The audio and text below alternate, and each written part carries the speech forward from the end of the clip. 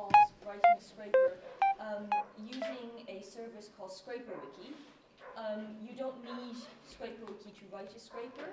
It's just browser-based, and it has the environment, and it's very easy to do. You don't have any setup. You just need to sign up for an account. So for getting started, this is very, very easy, and you don't think you might break your computer or anything like that because it's all just done on the web.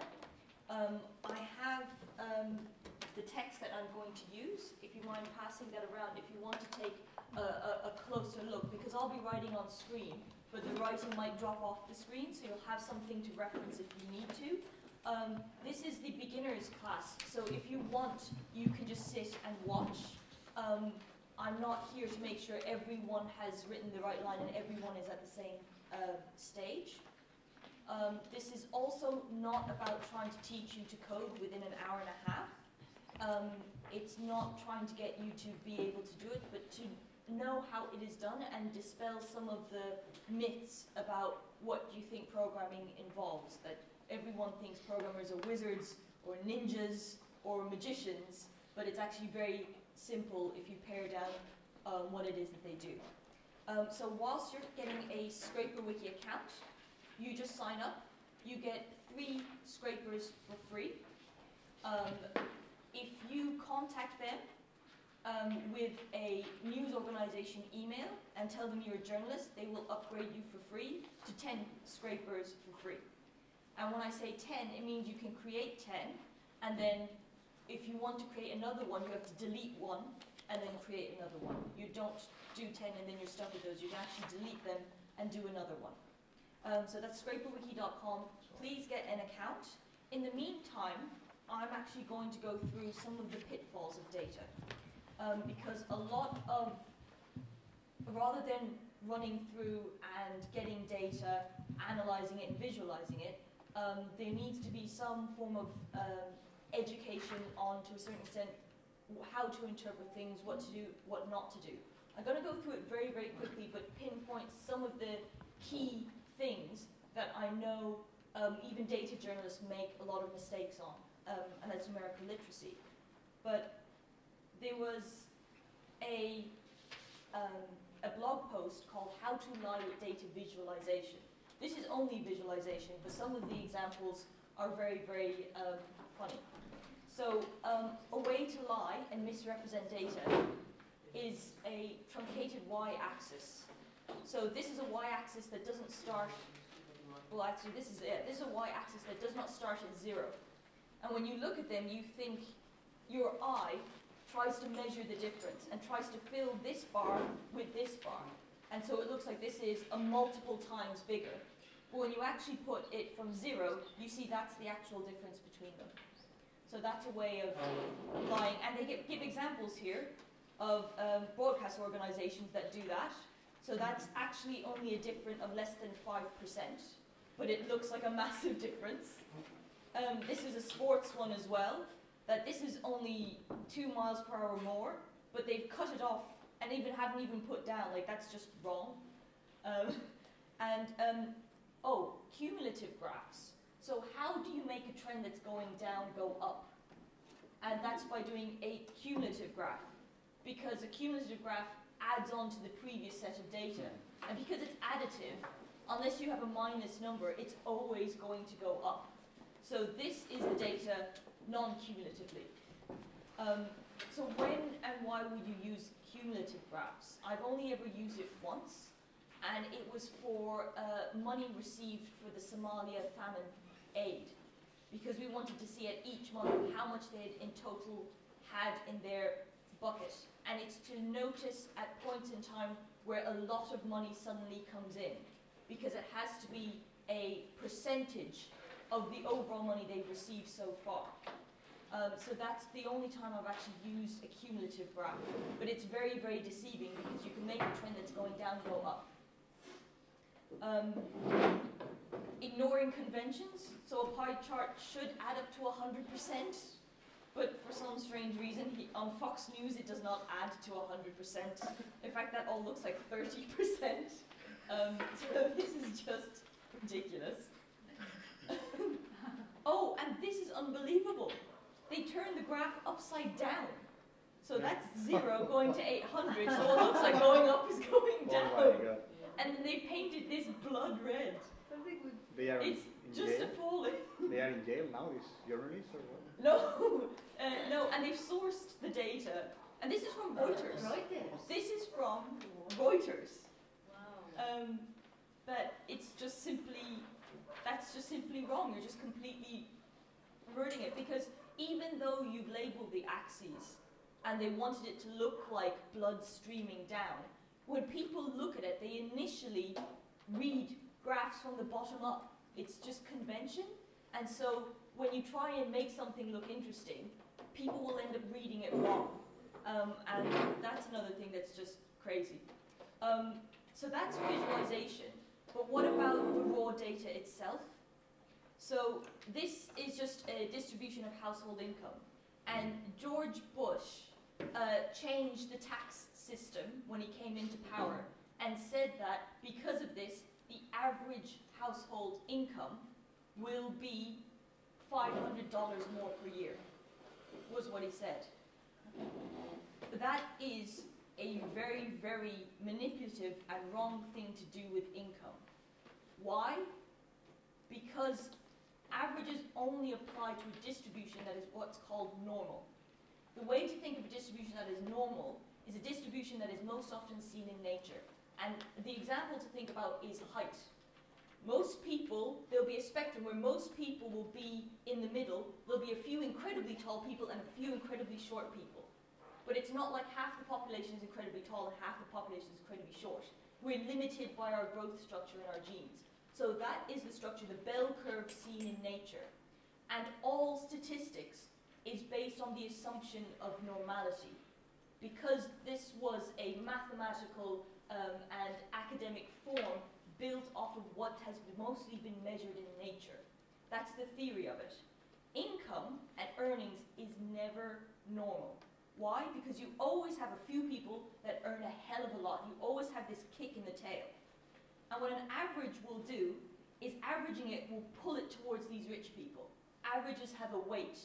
And if there's, and each individual, each measurement that they take has equal weight in an average.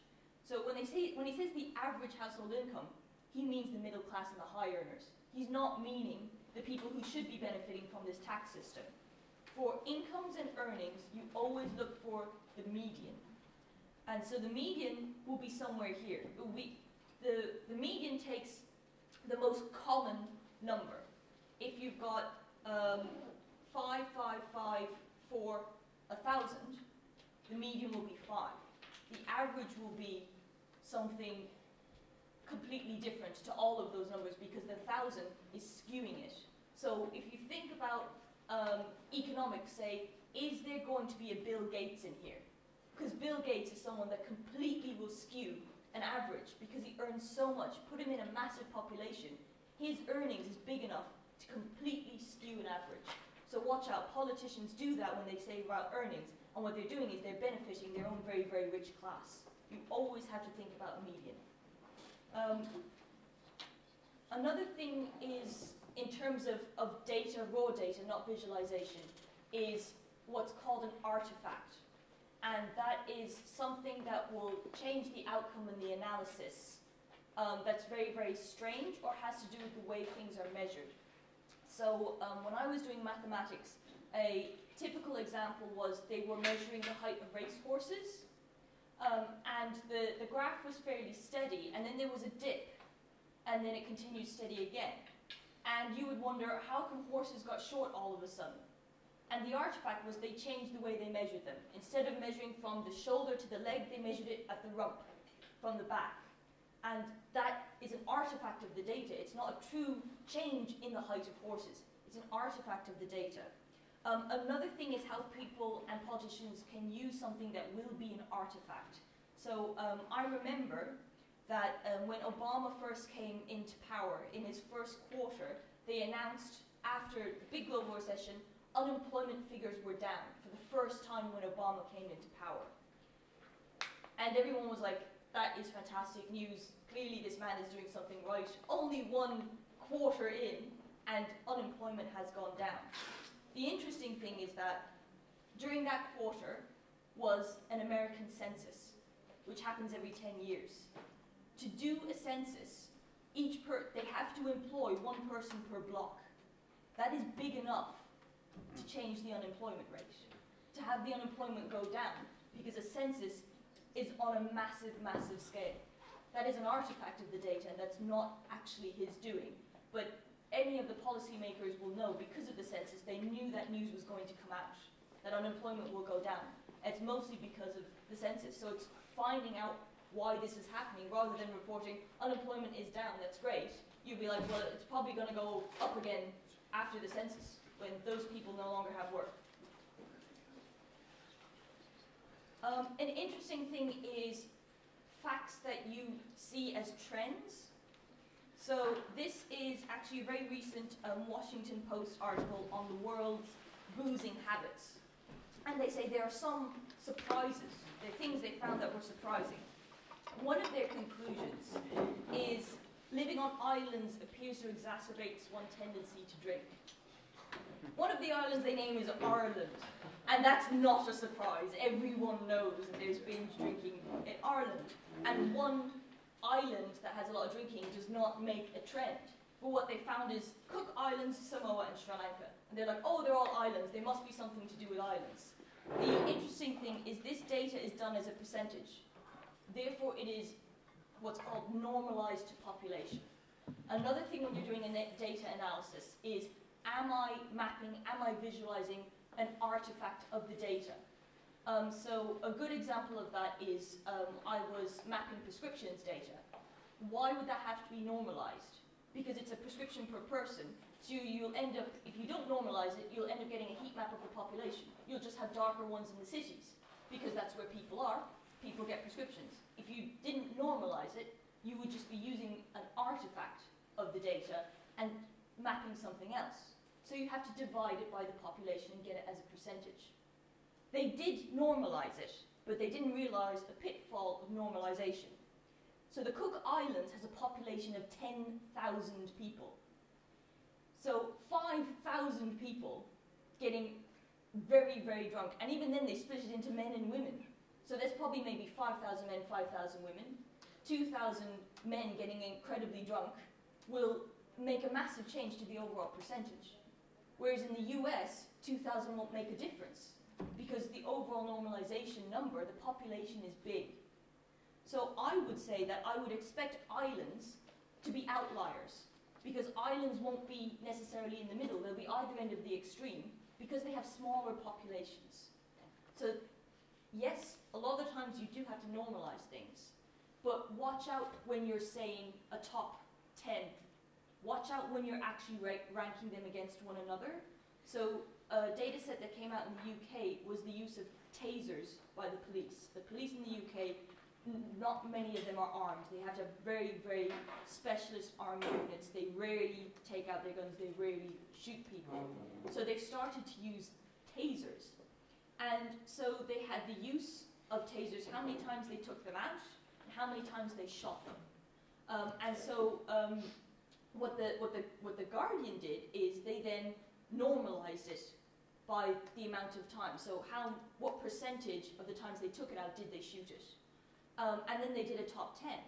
But there was one of them in there that they had only had tasers recently and they'd only taken out 5 times.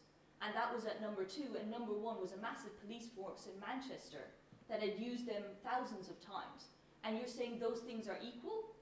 You're saying this, that the force that has only taken it out 5 times is far worse than a force that's taken it out 1,000 times but only shot it 400 times. Because the force that took it out 5 times shot it 3 times. That's 60%. And that's so much worse than another force that's shot it 400 times and taken it out 1,000 times. So when you normalize it, you have to look at the base numbers with which you normalize it. And that is something that is very, very common. Another one is making sure you think of the artifacts before you jump to a story. So this is not a story, but it's a thought experiment I use when saying you're given a data set with location data on murders.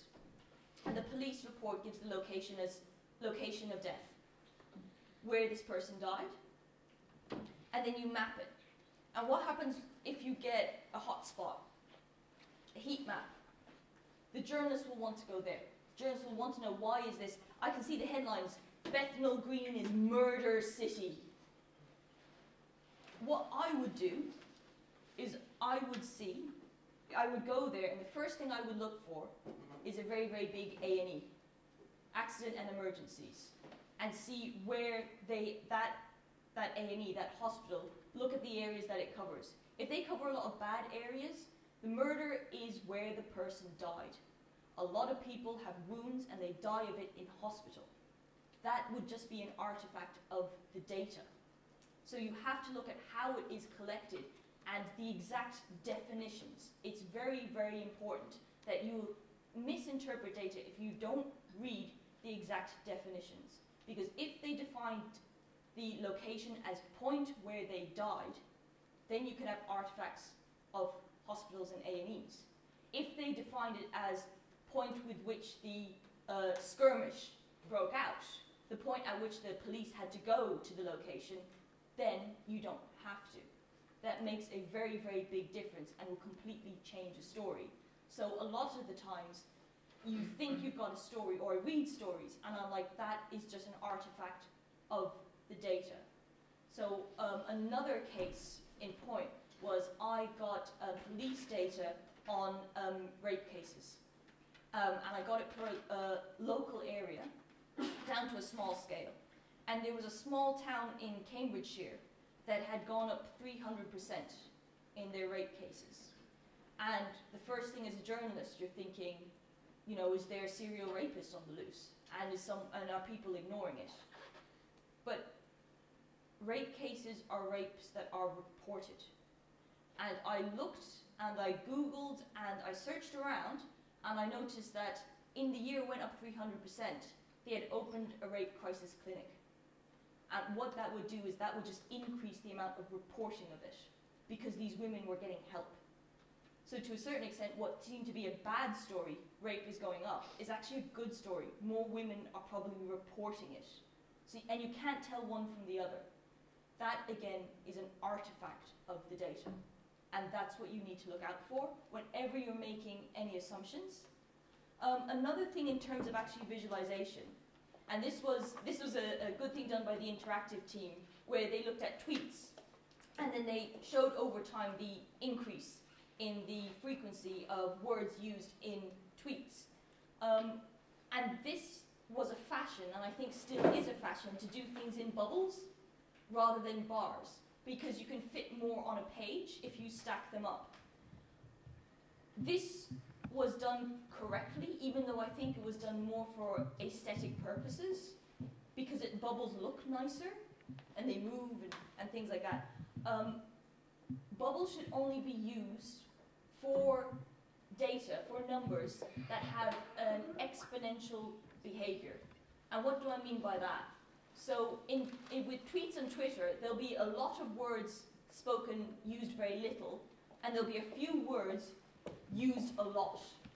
So if you're thinking of things like spending, where the difference between one department and another department could be a factor of 10 and a factor of 100, that's when bubbles make sense. If not, if there isn't a factor of 10 or a factor of 100 difference in the data that you have, you should very, very much use a bar chart, because the bubbles put beside each other will look exactly the same. Because the difference is spread across 2 dimensions, and it's very, very difficult for people to compare volumes. Whereas a bar chart, you compare only 1 dimension and 1 length.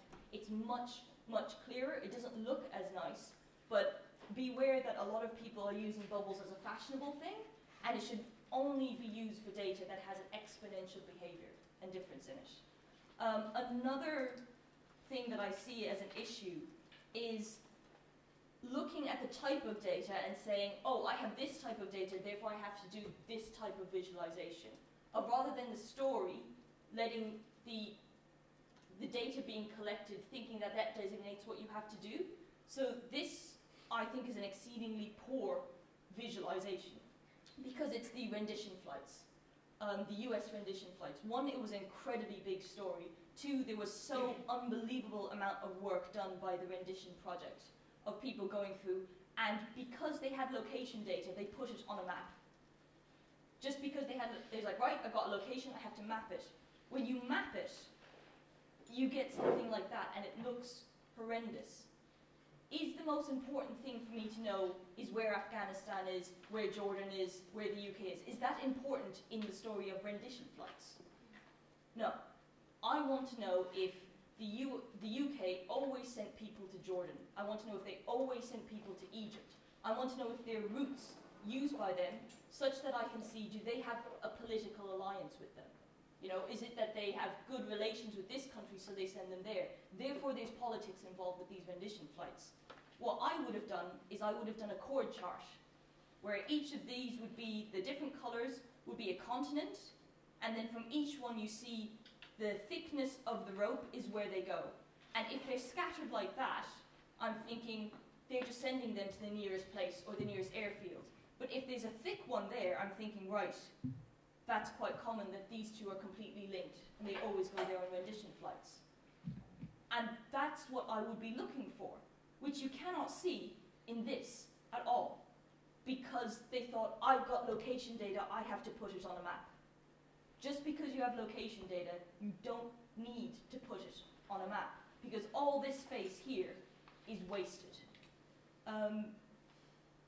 That being said, another problem I think as well is when you have to produce something quick and you'll do it by a piece of software. Like the Guardian one was using Tableau, and that's all Tableau could do. They couldn't do chord charts, they didn't do them. If you have good enough data and a good enough story, and this is the drone strikes in Pakistan, it is worth the effort to beg, borrow, steal, and even use an outside company of developers to visualize it. If you've got a good story and you've done a lot of work, you want to give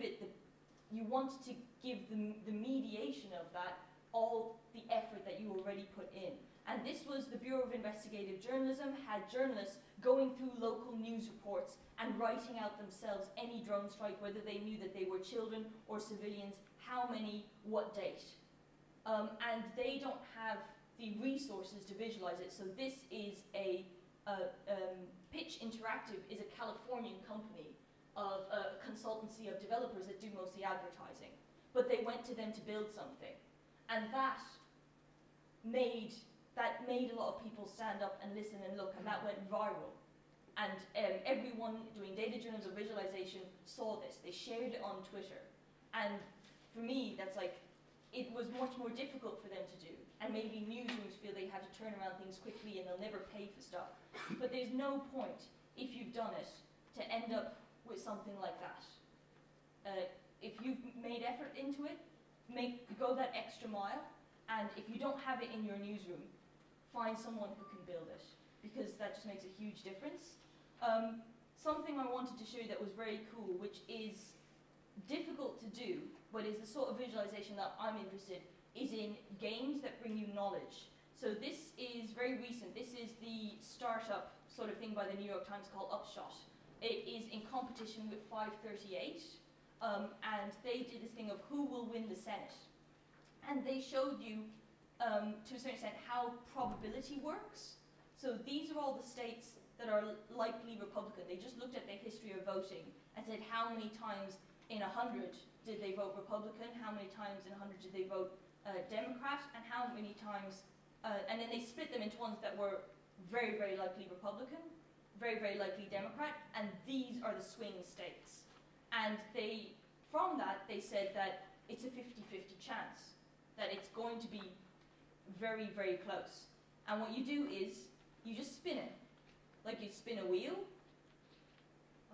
and then it randomly goes on one, and then you see now the Republicans have got it, because it's 51 states to 49.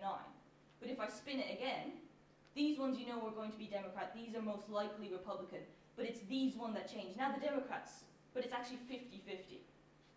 And you spin again. And the interesting thing is that this is all browser-based. So the browser has not just things of showing text and images, it has random number generating in it.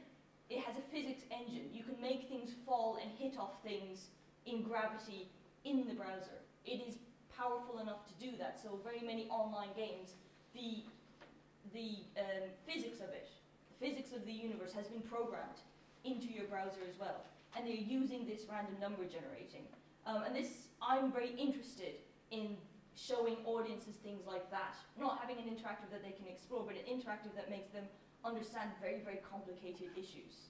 And things like probability, people find very difficult to get to grips with. And this is very interesting. I really like this. So this is a PDF of The Economist, actually, a very recent one. And they had a paper-only interactive, where they're talking about the murder rate of men in Honduras. And so they had a probability of 1 in 599 men in Honduras are murdered.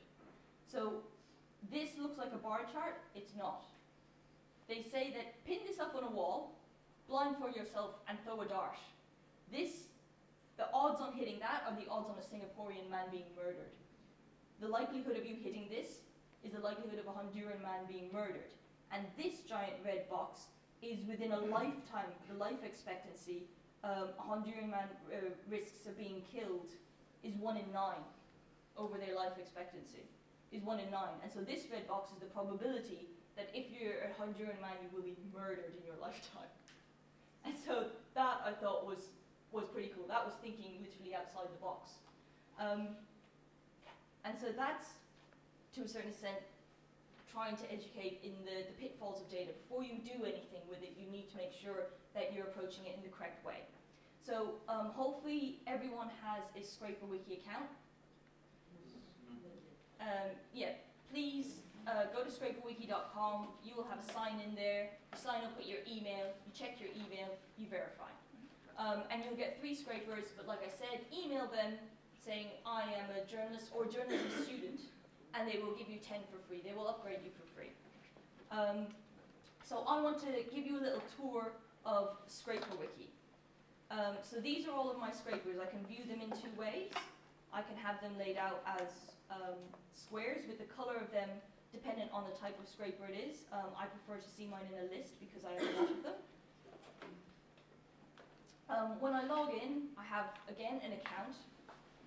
There's some documentation, and if I have a lot of scrapers, I can search for them.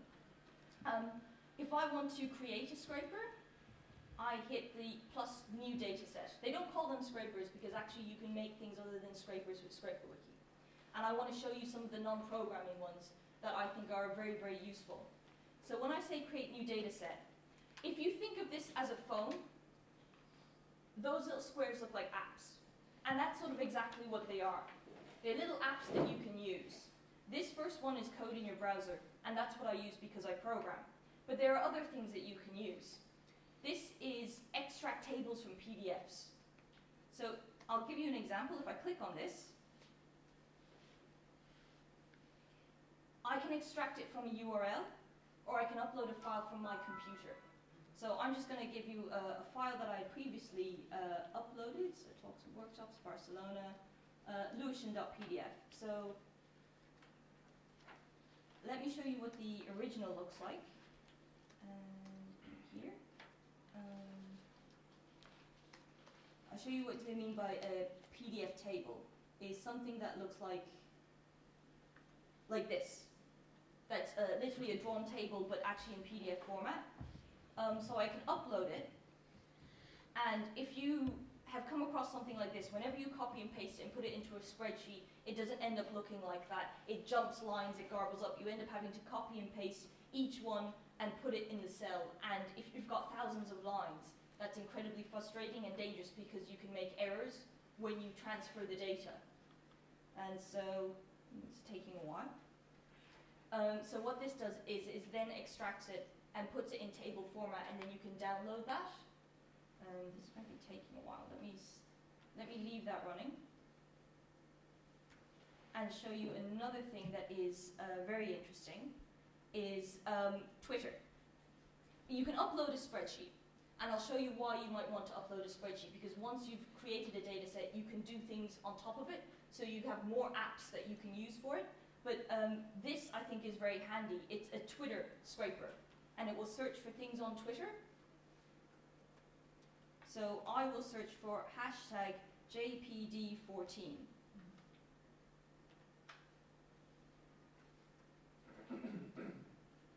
I need to authorize the app from my account. Let's see if this has been created. Yes. So this is the spreadsheet, and it just it takes everything that's in it.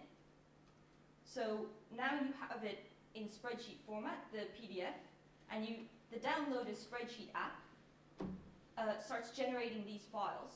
Is an XLS, which can have multiple tables, or there's a .csv file of the first page and the second page, because CSV files don't have sheets with them, but Excel files do. And then, so it will generate them, and then if you click on it, so I think this was called page 1. So page 1 is what I want. And then if I click on page 1, it's downloaded, and I have a spreadsheet. So that converts PDFs to spreadsheets, and that's a click, drop and drag, install tool.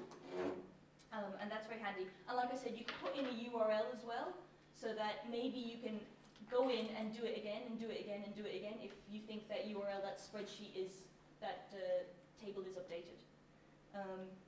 So in here, actually, I can also, I'm not going to click also monitor for all future tweets, I'm going to do it once. If you click here, it will search for it every single day, and add and add and add and add. So when big events happen, like May 11th, there's a hashtag for that, search for it, click monitor for future tweets, and every day it will go and grab it off Twitter and save it for you. Until when? You can stop when they... You can stop, but it will go on forever. Oh, yes? Yes. It will just keep on searching Twitter for that and storing it. It won't stop unless you actually go in and stop it. So if I view in table, it's got for me everything that comes in a Twitter, even more than you thought so. So this is when you actually took it, but it's the language that it's in, it's the number of retweets that each tweet has gotten, it's any URLs that they have, it's any users that they mentioned. Of course, there's the hashtag there and my query. There's media, there's lat long if they give a location. So why is this very handy? Because there's more apps that I can install, more tools. So I'm going to do connect with open data, summarize this data. So automatically show trends and patterns. So what this does is it takes your data and it tries to make every single possible visualization with it. So it's almost always in Spanish. These are retweet counts. This is the frequency of retweet counts. This is a word cloud. Just created a word cloud of all of the contents. This is the most popular screen name. So this is the person that's tweeted the most. So if you have like May 11th and you want to find out who is organizing all these cells in all these different places, they're probably the person that tweets the most. You can find them with this. This is the users mentioned. Ooh, look, I'm doing very well. These are the URLs that are most popular. This is fantastic. This is just a look of all the media. All the pictures, all the videos. So where I used this at the Times was they have campaigns. So they had a campaign in their style magazine called Fit Not Thin, telling women health is about being fit and not being thin. And they had a competition giving away an iPad that said, take a picture of you after your workout and tweet it out with this hashtag. So I said, do a scraper for the hashtag, and if you want to pick the winner, you see all their pictures there. Nicola, can you get this? No, you can't. That it is for, to a certain extent, there's a lot of things that do this, and if you want to see which is the best to use, what I say as well, like sometimes I would want to tweet that out, I'll just get a screen capture of it, yes, make it into an image. Yeah, But I find this just useful for a certain extent, saying things like, if there's something going on, who are the people that are organizing this on Twitter? You find it very, very quickly, rather than looking at a stream of stuff. Yeah, it's very useful. So like I said, there's more tools and there's more apps to use. So again, like I said, there's things that you don't need to code for, and Scraper Wiki is a product, so they'll be adding more and building more of these apps. The handy ones, I think, are the Twitter scrapers. There's also, you can search for Twitter followers. So that might be interesting to put in the handle of any of the parliamentary representatives or local representatives and see who they're connected with on Twitter. That might be something interesting as well. And then as well, you can download this as a spreadsheet.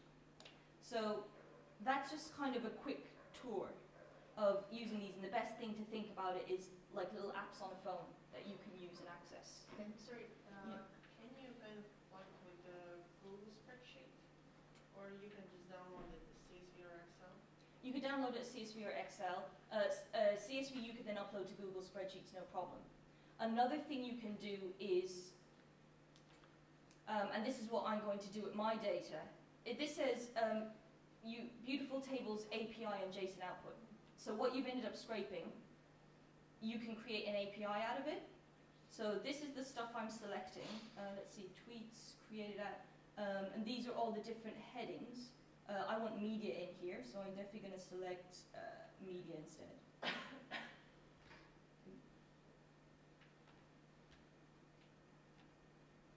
Yeah, and so I've got the media in here. Some of them, a lot of them don't have the media. But if I hit JSON API, this link is a link to the JSON, and I can put this straight into a news application. So to me, I don't want to put things into a Google spreadsheet. I want to get it in this format and call it up with a web app. And I will hopefully, if I have time, I will show you at the end a web app that I made for Chicas Poderosas in Costa Rica that just calls it straight from ScraperWiki.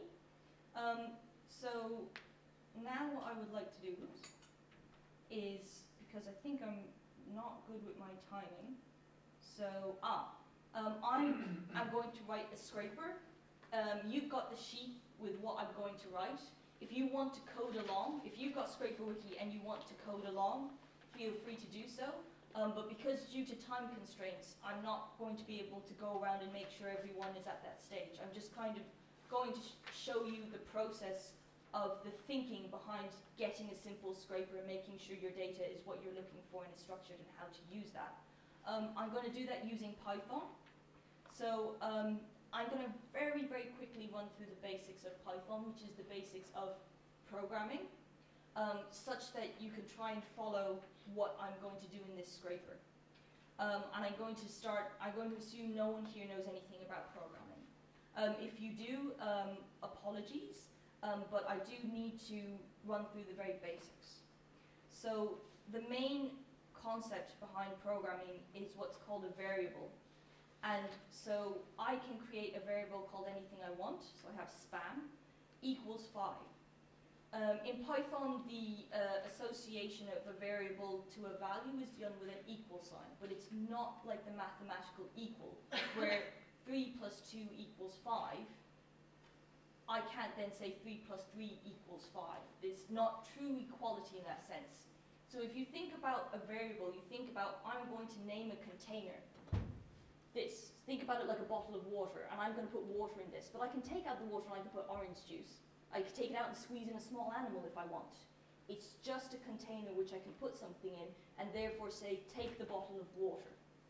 And then if I say, take the bottle, it's got orange juice, you take the bottle of orange juice. It's just a pointer.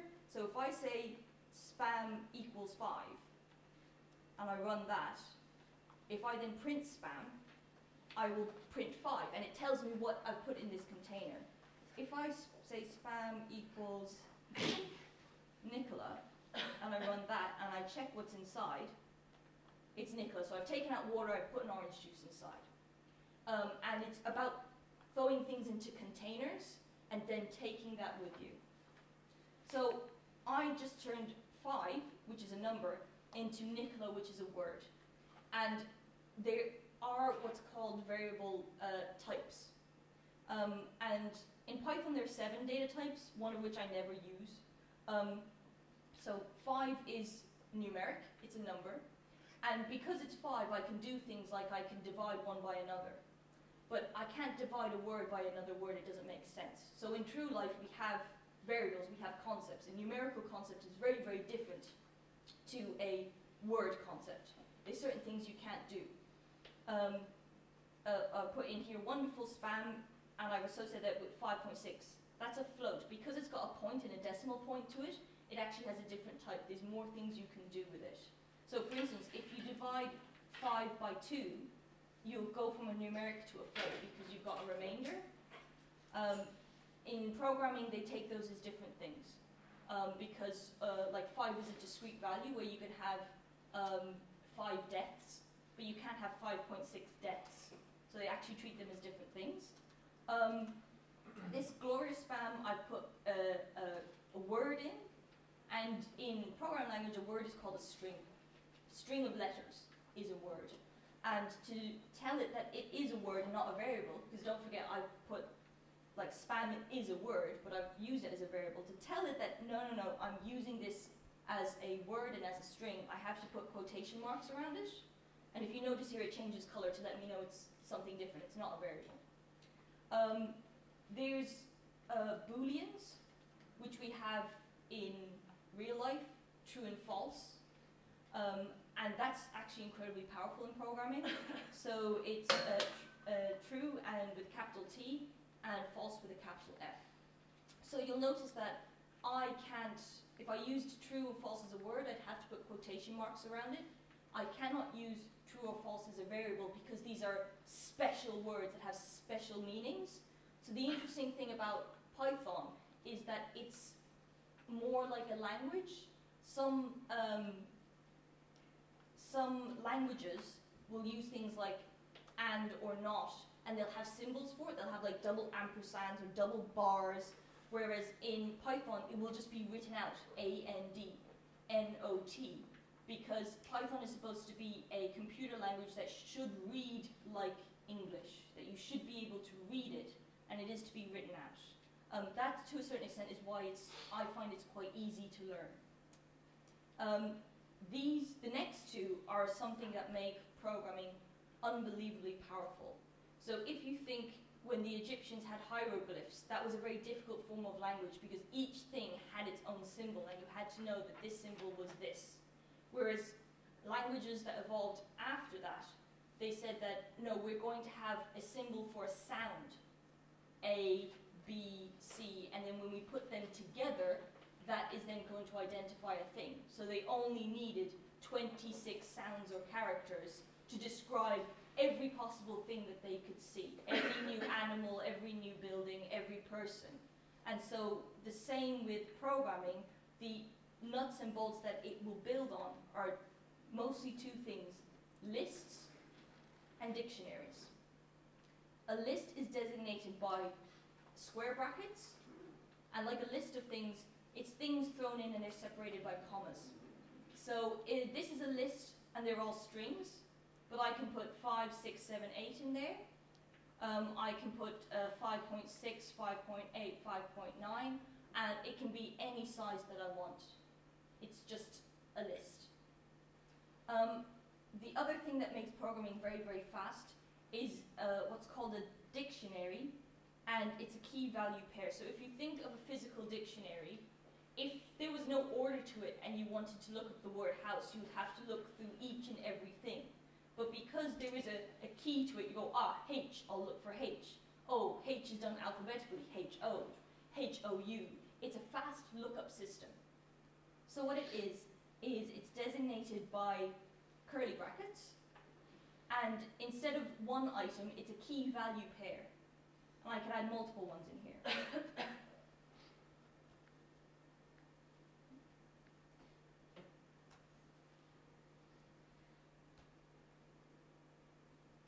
So it can take multiple ones in there, just like a dictionary can have multiple words associated with a meaning. And that means I can pull things out very, very quickly. I'm like, right, I know it will have this type of key. So if you saw in ScraperWiki with the, it's not there anymore, with the JSON, that was a set of a lot of dictionaries, such that I didn't have to, my computer program wouldn't have to go through each and every one going, is this what I want, is this what I want? It knows exactly, it can go straight to a key and pull out the value very, very fast. The other thing that no one ever uses is what's called a tuple, which is just a list where you can't have the same entries in. It's just every entry has to be unique. So in list, I can put this is a list. I can put the same thing in if I want. A tuple just says that it all has to be unique. So to a certain extent, if you've got a list and you want to pick out the unique ones, just make a tuple out of it. But I never ever use a tuple. Another side note is that I have used Span, Wonderful Span, Glorious Span, and Monty Python's Flying Circus. The reason why this programming language is called Python is because the creator loved Monty Python's Flying Circus, and they have, therefore, in the documentation, lots of in-jokes and references to Monty Python films. So it's just one of these odd things. So I've stuck to convention and use that. If I want to know what type of variable it is, I can just ask it for the type. So it tells me it's a list.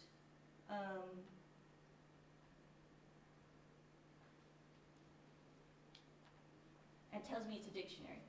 So sometimes you'll use something and it will change types, and then you'll try and do something like divide a word by a word, and it'll say type error. It means you're trying to do something which the type of variable just can't be done. So that's all of the types that you have. Something that's hugely powerful that I use all the time is this idea called slicing. It's this idea that certain things, like you would think list, something in a list has a position, like a position in a queue. You're number 1 in the queue, you're number 2 in the queue, you're number 3 in the queue. And I can call parts out of that. A very important thing to note about programming is everything counts from 0. You are not position 1, you are position 0. So the way to slice things out or call out parts of it is to put it in square brackets. So glorious spam here is coding. So if I want the 0th position, actually this is another interesting thing. Coding is a word, but that can be sliced because it's a collection of letters. I can't slice a number, that doesn't make sense, but actually I can slice a string. So if we go down and print that, it gives me C. If I say 1, it gives me O. Python's is a list, this is a list. I can take out multiple elements. I say, give me the element from position 1, 2, and stop at 3. Do not include 3. So, is what I get when I have 1:3. 0, 1, yes, 2, yes, 3, stop at 3, don't give me 3. That's how you can take out parts of it. I can say, if I don't know how long a list is, oftentimes you write a piece of code and you say, just keep on adding this to a list, just keep on adding it in, and so you never know how long it is. I can say, give me from position 2 all the way back. So circus was Chapman, Cleese, Gilliam. So this is, what did I say, 2. So this is 0, 1, 2. So Gilliam, Idle, Jones, Palin is what I am to expect. And I get Gilliam, Idles, Jones, Palin. And if I add something onto that tuple and do it again, it will take it. Just give me from this position onwards. You can count backwards. So list, this is a list. This has given me the last one.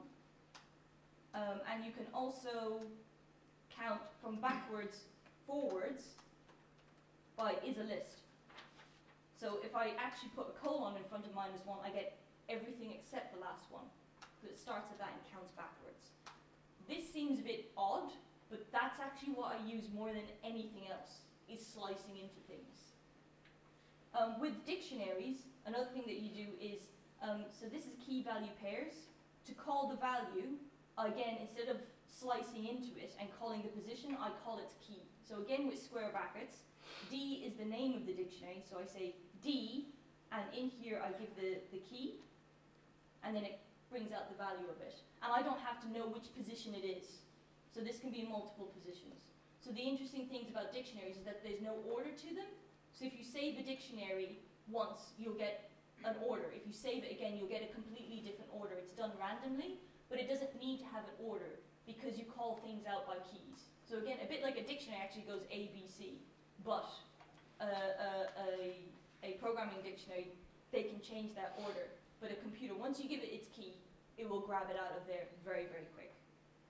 So if anyone has seen a programming language, either JavaScript, C++, C, they will notice that it's full of round bracket, curly bracket, semicolon, round bracket, curly bracket, semicolon. That has to do with the fact that a computer reads everything as one line, and how can you associate one chunk of code with one function is you have to say this is where it starts, all these brackety things, and this is where it ends. And to a certain extent, that makes learning to code difficult, because if you forget a bracket, it will just go haywire, and you have to look and check, double check that all your brackets are in. Python doesn't have that problem. It uses white spaces. So if you think of, in the written language, you have, to make another paragraph, you skip a line. To start a paragraph, you indent in. To make a different chapter, you skip the bottom of the page and go to the next page. We actually separate things with white spaces. And that's what Python does as well. So it does make it easy to read, but you need to make sure that your white spaces are correct. So I'll give you an example of a conditional if-else statement and how these white spaces are used. So I've declared a variable x. If anyone is used to other programming languages like JavaScript, you have to say something as a variable. You have to say var x equals 6. In Python, you don't have to, everything is assumed as a variable unless you've given it a type. Everything is a variable that you write in. So I say x equals 6, it just assumes x is a variable if it hasn't seen it before. If x is less than 5, and this is where I go, now I'm starting something associated with this if, colon, next line, indent, print too small. And then now I jump out of it and say, else if x is greater than 5, print just right, else print not what I'm looking for. So if you just look at this, what's underneath it belongs to it. So the print too small belongs to the if, the print just right belongs to the elif, and not what I'm looking for belongs to the f. It's actually quite easy to read. You don't have these round brackets, curly brackets association with it. So what happens is a computer will read line by line. So it says if x is less than 5, only if that is true, if that equates to true, will it jump inside? Will it jump inside that dent? If not, it goes straight to elif. If not, it goes straight there. So this is kind of control factors where you've got branching, but the branching is literally just, is it contained inside by a tab? So if I run this, it says just right because it's greater than 5. So it's actually, it's gone here, it said false, it's gone here, it says true, it's printed that out, and then it's just jumped out. So you have what we have in mathematics as comparison operators. Equals, because the equal sign is designated for a variable, you have to put two equal sign for true equality. Equality in a mathematical sense. Not equal is exclamation mark equal. Greater than is the usual sign. Less than is the usual sign. Greater than or equal to, instead of having the line underneath, is a greater than sign and an equal sign. Less than and equal to is a less sign and an equal sign. They are logical operators, which you have in general mathematics. So true and true means both statement needs to be true. True or true means one statement needs to be true. So when you say if 6 is greater than 5 and I am 11, it will still, that will not create true because I'm not 11. But if you say if 6 is greater than 5 or I am 11, it kind of goes, oh wait, 6 is greater than 5, that's fine enough, and it will go in. So it's, again, these kind of mathematical, logical operations, and there's not. So not true is false, not false is true, and it's just written down in English. AND, OR, and NOT. And then there's this thing about precedence, about what it does, but that's just kind of mathematically complicated. And then the other thing is you can do things in loops. You can do, so this is for num in range. So this actually reads like English. For a number in range from 1 to 16. So range 1 to 16 is just a list of the numbers 1 to 15. So for num in range 1, the first loop number is 1. It asks if number, the percentage sign is the mathematical modulo. Mathematical modulo is once I divide it by this number, what is the remainder? So 5 modulo 2 is 1, because 5 divided by 2 leaves 1 as a remainder, and 6 modulo 2 is 0. So that's how I can say, is it an even number? If it's an even number, that number modulo 2 is 0. If it's an odd number, that modulo 2 is 1. So modulo is remainder after division. So this is, I don't know, do you have it in Spain, the Fizz Buzz game? Fizz Buzz. It's a game which they play in primary school for mathematics, where they say every number that is divisible, that is a multiple of 3, is Fizz, and every number that's a multiple of 5 is Buzz. But if it's divisible by 3 and 5, it's Fizz Buzz. And they say, okay, start counting. 1, 2, Fizz, 4, Buzz. And that's a way of getting kids to learn their times table. So this is the Fizz Buzz game written out. So if it's divisible by 3, say Fizz. If it's divisible by 5, say Buzz. If neither, just give me the number. Interestingly enough, why do you think this is before either of these? So the interesting thing is it does go through linearly. So the problem is if I had if num is divisible by 3 equals 0, print Fizz first. If I put in number 15, that would equate to true, and it would print Fizz. So I have to have the statement saying if it's divisible by both first, because that is true for 15, but I want to make sure there's a multiple of it. So actually, if I run this, this is Fizz Buzz up to 15. I'll skip while loops, because I never use while loops, because you can end up doing an infinite loop and crashing. I've never actually had to use it. And then now that I've written a function, now that I've written a loop, I can do things called functions, where in the loop I actually have to designate it 1 to 15. But what if I want input from the users? What if I want to say, okay, what if I want Fizz Buzz from 5,000 to 15,000? I would actually have to go in and change it, but what if I wanted to ask people, you give me something and I'll do it? We create, so the for loop, there's an indent there, so everything inside this indent belongs to the for loop. So if I want to get out of it, I will just have to print on that line. This is why, and then everything inside this if goes in there. So you literally can see the structure of what belongs to the other.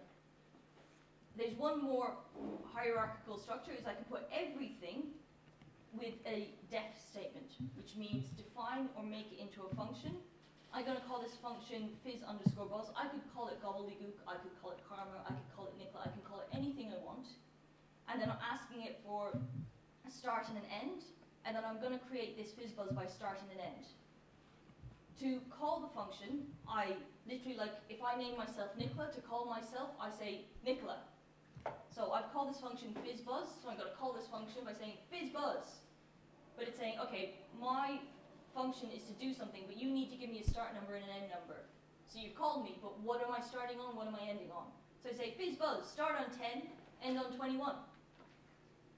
And it will give me Fizz Buzz from 10 to 21. But then I could say Fizz Buzz, start from 50 and end at 70. And it will give me that. So this is, other than that, you can group, so a loop can be grouped into a function. Functions can be grouped into a higher thing called a class. So the way I liken it is zoology. There's a class Mammalia, and the class Mammalia have to have certain functions. They have to have fur, they have to produce milk, they have to be hot-blooded. So class Mammalia has 3 functions inside it. Has fur, is hot-blooded, produces milk. After that, Google, the internet, Twitter, Excel, that's all they're made of. What you've seen there, those variable types, loop statements, functions, and classes. That's what everything on the internet is made of in some way, shape, or form. And so therefore, it's built off things that are very simple. But if you think about it, a language is built off of ABCs and some grammatical statements. But we can get poetry, we can get novels, we can get so many things out of it. It's not about what it's made of, it's about the human mind and creation and what they can do with it. And so the internet has evolved because people have not changed it. They haven't added to the basics of it. The basics has always stayed the same. We've used it in constructive and wonderful and different ways. So, okay, I'm going to very, very quickly have to show you a scraper. So, I'm going to choose to write it in Python. You can do R and Ruby in it. It gives you an example thing to start off with. So, can you see the pink? Yes? Sometimes the pink is very hard to see. So interestingly, there's this thing called import. The way to like an import is importing a library means I can import code that someone has already written and use the functions inside it. I liken it to the fact that you buy a brand new phone, it can do very little. You can make calls from it, and you can have a browser in it, and you have maybe photos in it. But what makes a phone very, very powerful is when you start downloading apps, when you have Facebook and Twitter and all these sort of things that don't work very well in the browser. Importing a library is like saying, give me more apps, give me more things that I can use that someone else has already built, but it gives you lots and lots of usability. So because this is ScraperWiki, you have the ScraperWiki library, and you also have the requests library. Now, the request is like your browser. Most people think Internet Explorer or Firefox and Chrome is the internet. It's not the internet. It's the way of accessing the internet. And it uses coding protocol. Just like I said, everything is made out of all the things that you've previously seen, including browser. That's a piece of software. It's made out of lists, dictionaries, variables, functions, and classes. That's all it's made out of. And what it does is whenever you type something in here, the address bar, it then unpacks that. It knows that it needs to go to scraperwiki.com first, and that gives it an address. And then it sends a request to a server.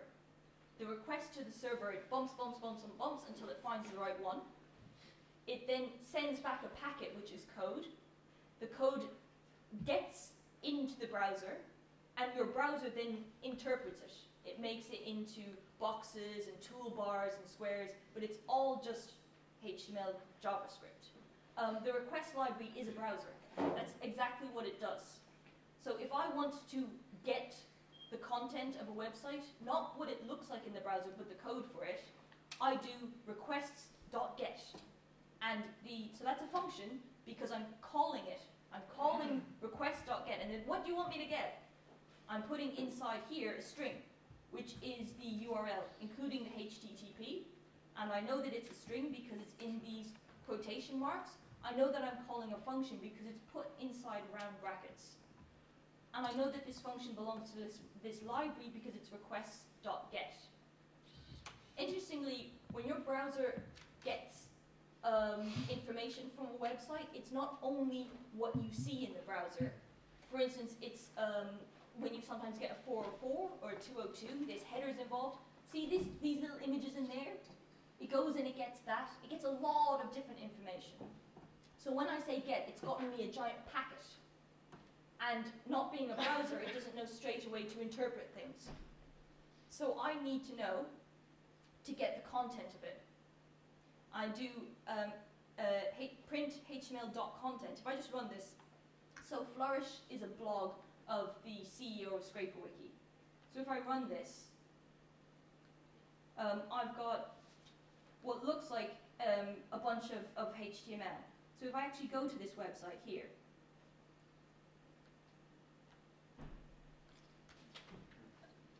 this is Francis Irving's blog. This is what it looks like in my browser.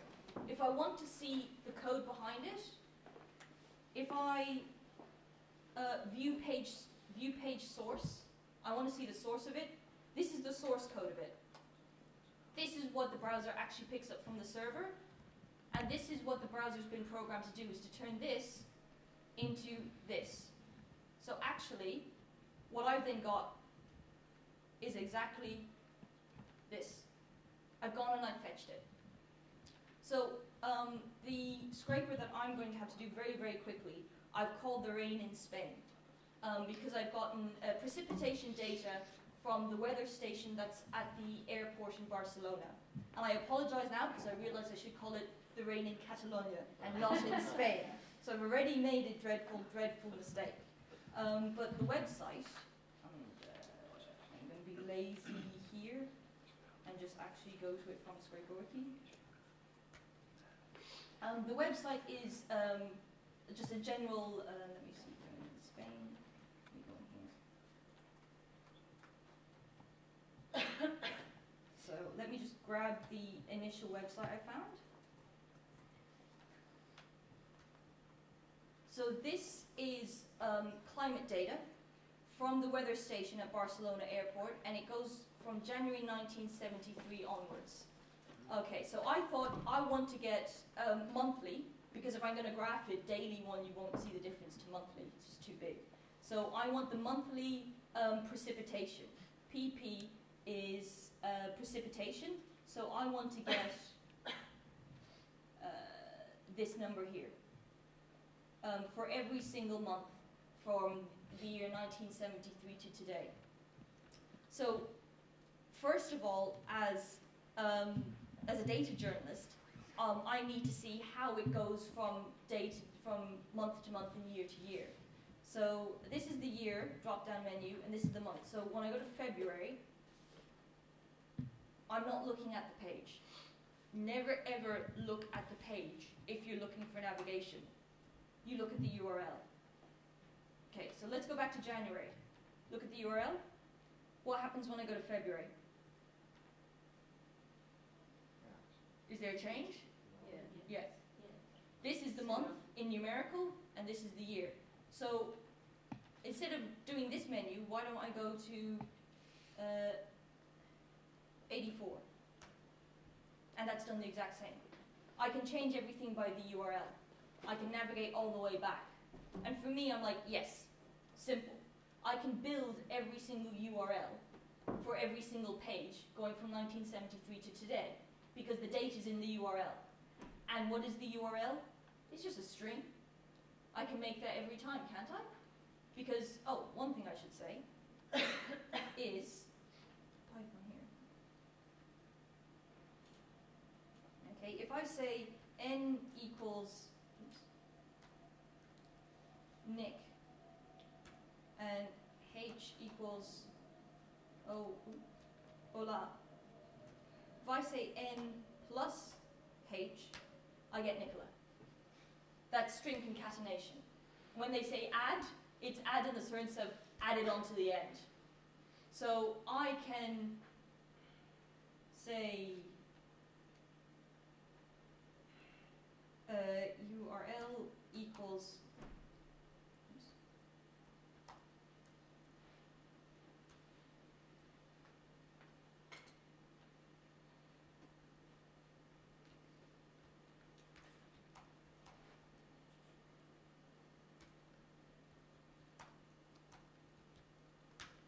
and then I can build that URL every single time.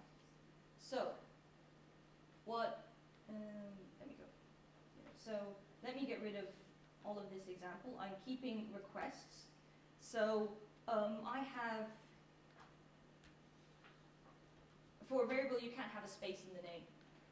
So I generally use underscores, which tends to be Pythonic, but in JavaScript you'll see what's called camel case, where they'll have starting off with a small letter and everything else starts off with a capital.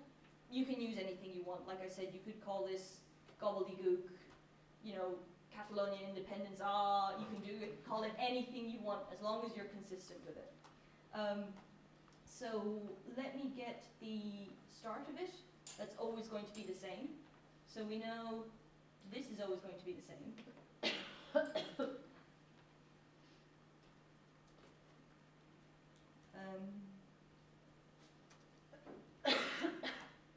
We know this is always going to be the same for some strange reason. I think that's the number that stands for like Spain, and I think if you change that you can get maybe different countries, but I checked. Okay, so I want to get all of it But what if I want to run this every month and get the latest? I definitely need to know when this is going to end. So I think that this month, this data comes out every month. So in April, I will know the one for last month. So I need to know the current date time to know where I want it to get up to. Because for instance, I can't ask in the URL, if I ask it for 2015, it's just going to give me a 404. That year doesn't exist. I need to know when to stop. I know that it has the data from January 1973, but it's going to be continuously updating because that weather station is still working. So I need something that tells me the time. And there is an app for that, or a library. And I need to import it. And it's called datetime. So if I import datetime, and I say current, I'm just going to call it current equals date, time dot date, time dot now, print current.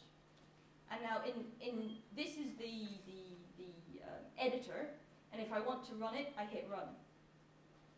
So it's given me 2004, 2014, 4/26, and the hour down to like the millizillionth second.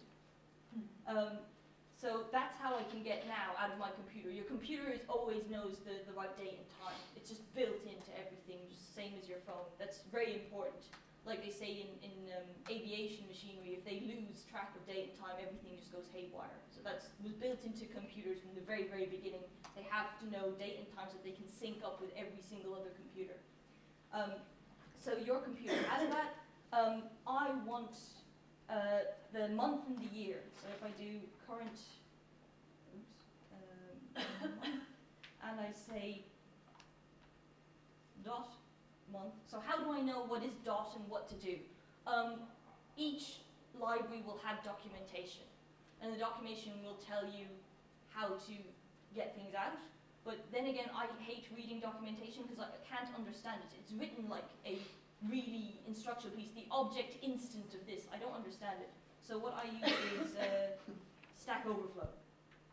It is the Google of the coding world, and I just search for get current.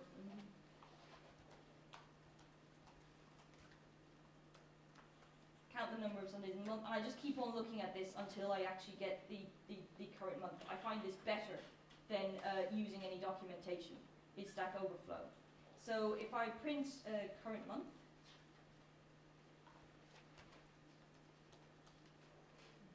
it gives me 4. That's the current month. And I'm going to be lazy and not type everything out. I'll say current year is, guess what? Datetime.datetime.now.year. And I will print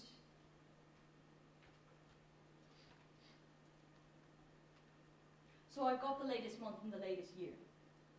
So now I want to go through every year from 1973 to the current year.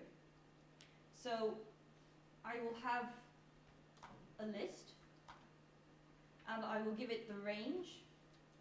And you see how the range has changed color. That's a very, very special thing. It generates a list out of a beginning number and an end number. And actually you can say jump in twos. You can say 110, 2, and it will go 1, 3, 5. You can actually set it to do intervals. But right now I want 1973 to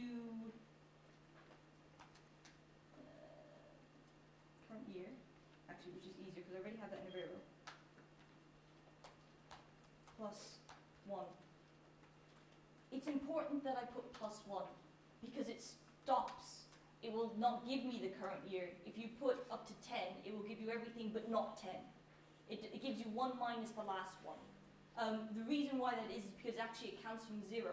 So all your intervals, the length of it seems to be the same. At first I didn't understand why they counted from 0 and why they're doing that in a range. But when you start going through things and iterating through things, you realize that that's why that is. So it's very important. If I want to include the current year, I have to say up to current year plus 1. So years equals that. And to see what is in there, I will say for year in years. So years is a list, and if I say for something in the list, it applies the variable year to every item in the list. And this has already, in the editor, it's already jumped down and indented for me because it knows, you're doing a for statement, you ended with a colon, you probably want to write something inside it.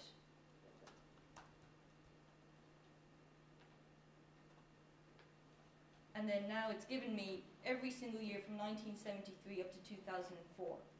Watch what happens if I don't put it inside. Oops. Sorry, Nicola. Ooh, Just to be it's clear. indentation area. Sorry? Just to be clear, if you put for object in years or for Nicola in years, Yes. it will print Yes. Nicola or print object. It will This print is again just, yes, he said just a variable. So if I said for Nicola in years, print Nicola. First time around, Nicola's 1973. Nicola's 1974. I generally use this convention because it's easier to read. But like I said, you can use anything. Whenever I'm creating a list, I say the plural of what's in it. And then when I iterate through each one, I say the singular of what's in it. So I'll say spending, expenditures, for expenditure in expenditures. It just makes it easier to read, but I could call something supercalifragilisticexpialidocious, and I could say for Mary Poppins in supercalifragilisticexpialidocious. You can call it whatever you want, but if you're not just a good programmer, but a good data journalist, you will make it such that it's a bit clear and a lot more relevant. It's also best for you when you come back so you can understand what you did 6 months or 6 years ago. You're like, what on earth was that? That's again very important. It's just to understand that Python understands everything that is on the list. It doesn't care about the name. Yeah, it doesn't care what it is or what you've named it, but it just understands each element. I'm going down each element in the list. So I have the year. So I have an issue. So let's say for each year I'm iterating through months 1 to 12. What's going to be a problem? What happens in the current year when I try to iterate from months 1 to 12? You have to stop somewhere, because if I'm not in December, I'm in April, I say, give me the first month of 2014, the second month, the third month, fourth, the fifth month, and kind of go, fifth month doesn't exist. We're not there yet. So I can't go through 1 to 12 if it's the current year. Every other year I can go through 1 to 12. So I need to say an if statement. So let me deal with the current year separately. Let me deal through every other year that I know has a full year, has a full 12 months. So I'll say if year does not equal command B, current year. So remember when I printed out all the years? It will say if 1973 does not equal 2014. It doesn't equal 2014, so it will go into the next indentation. If 1974 does not equal, it will go in, it will go in. It will do this piece of code. But if 2014 equals 2014, it's going to jump out. I want it to do something else. I'll deal with that later. So the thing about using the web as a source, you need to almost be like Sherlock Holmes. You need to see like, what's happened here? There's something weird. There's a body outline. There's a bottle thrown over. How am I going to piece everything together? And each individual website is done differently. And each of them will have their quirks. So that's why I like it, because it's very much about problem solving. But when an editor comes up to you and says, I want that in a week, you're like, I have no idea how long this will take, because I have no idea what clues will come up. You know, what things will come out of the woodworks when I start digging in. So I know this is going to be easy because it changes in the URL. So I'm printing out the current month and the current year. Can anyone tell me if I start building the URL? So URL equals URL start, this stem here. I'm just doing I'm just adding it onto a string. I'm building it up like I did here. I'm adding these two together such that I can get, for each year, something that looks like this. So in the first loop, it's 1973 and it's 1. So I need to start building this up. Equals plus. Okay, the next thing after that is the month. Oh wait, actually no. Plus And if you see in here, there's a dash in the middle, so I need to give it a dash plus year plus URL end. Now, the issue with this isn't going to work. Let me run this. Month is not defined. I have a variable here. I haven't defined my month. So, how do you think I'm going to get the months? Now, don't forget, this is the only thing that has a full year from 1 to 12. Can I use range 1 to 12? Okay. But of course, it has to be 13. Can I use that?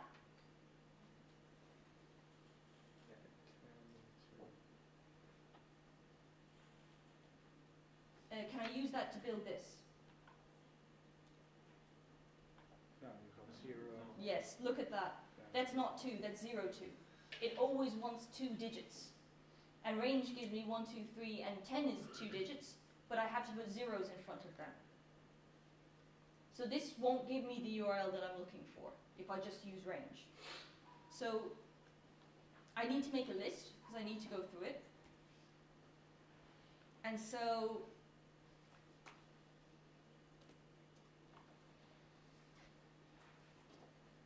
I need to do something for every element in this range.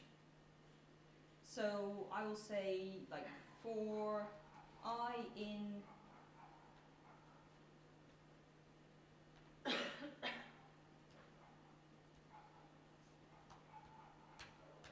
and that gives me each element of the list. I'm looping through for each I, each integer in range, print I. What I can do is I can then put this back into a list and do something with I each time. So this is something that's very, very powerful, but it took me a while to get to grips with. And let me just type it first, and then I'll print it out, and then you'll see. For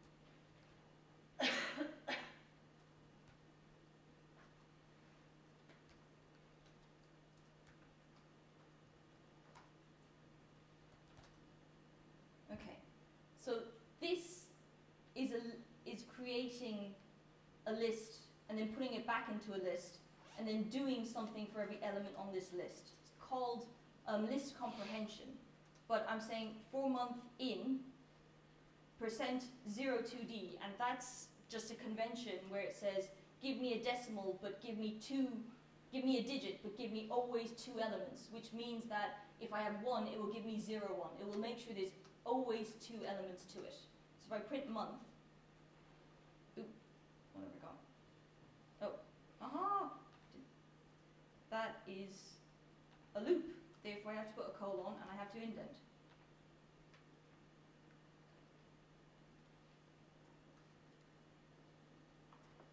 So it's given me like 0, 1, and then it's giving me an error because of that. Let me get rid of that.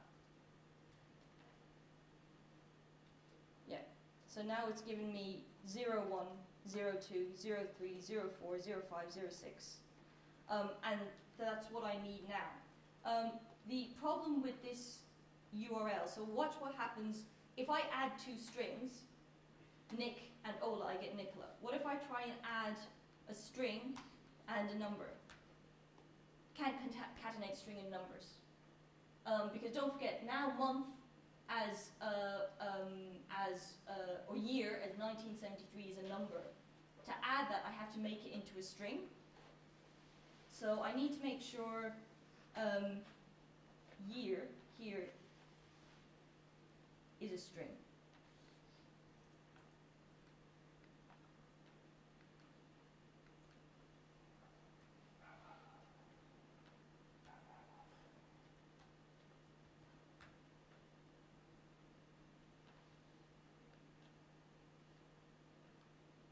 So this is giving me now every URL which has this data from 1973 up to last year, and all the months in it. Now I have the URL, I can do the request.get. I can go and fetch the code for it. So I say what I'm getting is the HTML.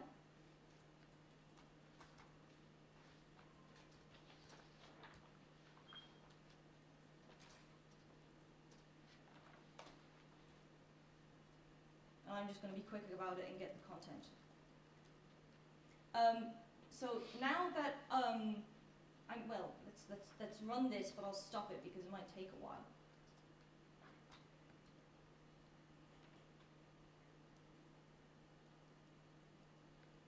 Okay, I'm going to stop this. So I'm now getting the HTML source of each of these pages for all of those years. So I'm not sure how many that is, but it's 12 by 40 something. Yeah, we're running out of time. We need to be faster. Can I just show you something quickly? Okay. So there's a library with which to pull out elements from HTML, and it's called Beautiful Soup.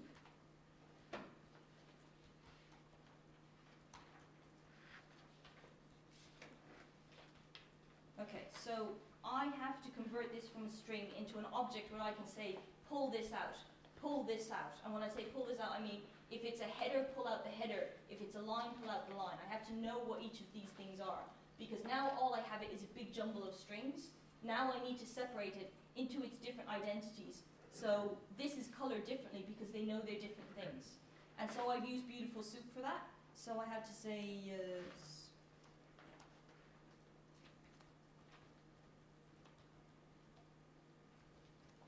after I've done that, I can find things within it. So this is the, let's see, which one is this? I'll view source on this. So this is the investigative power of a data journalist. I want to get this number here. So this is 47.75. So I'm going to search for where that is in the source code. And it is, there it is. There it is. It's inside a TD tag. And I'm sorry I can't go through HTML and CSS, but anyone who knows anything from a website this is the TD tag, because it's surrounded by a TD, and it's got a class TC7. And so in here, I'll say PP for precipitation equals, it's now soup, that's what I called it, dot find the TD tag with the class TC7.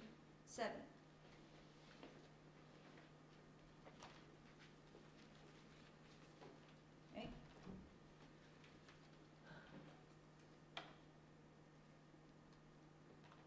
I'm going to stop this, but now it's gone through every single page and it's only pulling out that element. It's gone and it's found that element, and now I want to get the text inside, so I say .get text.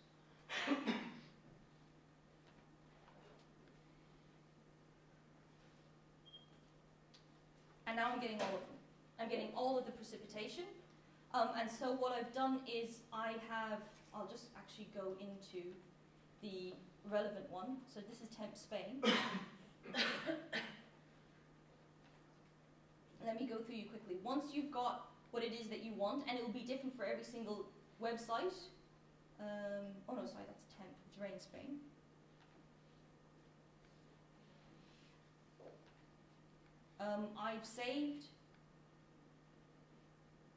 I've said that's what precipitation is. I've made a dictionary that saves the date and the precipitation, and I've saved it to ScraperWiki, and that means when I'm viewing the table, I have it all in a table that I can download as a CSV. But also I've done another thing, and you have the printout for that. For when it's the current year, I want to give the range 1 to current month plus 1, rather than go all the way to 12. And then I've redone the code. The code from there is the exact same.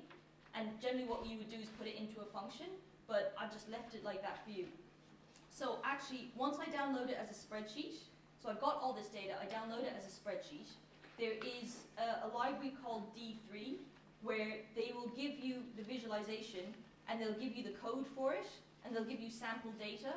I downloaded the code for a line chart, just to map the temperature. And what I did is then I just changed the date format because it was different, and I just changed the name of the data set to the data set that I have. So you can see that very, very quickly. Sorry about this. Oops, I have rain, Spain. Rain, Spain. I've got this code for that, and then I've got the CSV that I've downloaded. And so if I go to Rain, Spain, I've just put it on a local server. So if I go to localhost 8000, this is it here. I've now got it, and you can see that after 1995, these sudden peaks have stopped. They've gotten quite low, and then there's one really crazy thing here. So you're thinking of, this is quite a repetitive pattern. Now it's like, no, and then one there, and then, oh, these ones. It's getting much more disruptive after 1995, and that's just looking at weather data. So therefore, I can go to a website, I can get all that information, and then I can throw it into a visualization by using other code. And so the thing to take back is that every website is like a crime scene. There's all sorts of different stories and evidence, things that you think make sense and things that you don't, and you'll have to find clues of how to piece things together. And even though you're taking the website apart, you have to find clues of how to do that. And I very quickly showed you that by searching from it, I found it here. But that's kind of the real craft, is to make sure how am I going to get exactly what I want and how the website is structured. The thing that I found is that the Spanish websites are structured very, very badly. They're done such that whenever you change anything, the URL doesn't change. So it's done via JavaScript and cookies. So it's near impossible to scrape. Therefore, in the next class that I'm giving, which hopefully I'll get time to do, I'm going to show a scraper that just doesn't take the information but downloads PDFs, and then using Tabula on my computer converts those PDFs to spreadsheets and puts it all together. And that for me is the spreadsheets were in the form of tables. And so that might be a bit useful for you. But like I said, lots of this is just demoing, but you need to know that it is possible to do that. It is possible to go into multiple pages on the website and grab the same thing and put it into a database, and then from there visualize the database. I also did the temperature in Spain, the max and the min. So this is temp Spain, and if you see in the browser, this is actually I've just used a function here, and it's very, very few lines. I had to write code to get every year into the present, and then I have a little piece of code that's only getting it for the current month and year, and I've scheduled it to run every month. So this is going and fetching the data every single month. I don't have to do anything. In the SQL query, I have the JSON API. So this is building an API out of it rather than a spreadsheet, which means, and I have a website there, and that's it there. So what this visualization is calling the information generated by the scraper. Therefore, I can just sit back and watch this every time and see how it changes every single month. So once I've done the work once, I end up piping the output from Scraper Wiki. I end up calling it every time I call this visualization. It's inside in the code, and there it calls Scraper Wiki every time that it's built. Therefore, in terms of its stories that you can sit there and make a dashboard and continually watch. Once you've done the effort of an investigation, once the story's out, it's all scrapped and you start again. Once I can do some piece of scraping in code, I'm like, right, I've got precipitation. Why don't I get humidity? Why don't I get temperature? And why don't I have a dashboard of everything sort of sitting there from 1973 onwards? this is Barcelona airport, I can get it for every weather station in Spain. And then you probably want to do something weird with it. But it is something that will last and last and last and last. And that is kind of, you don't need to know how to do it, you need to know that it can be done. Cheers, sorry about that.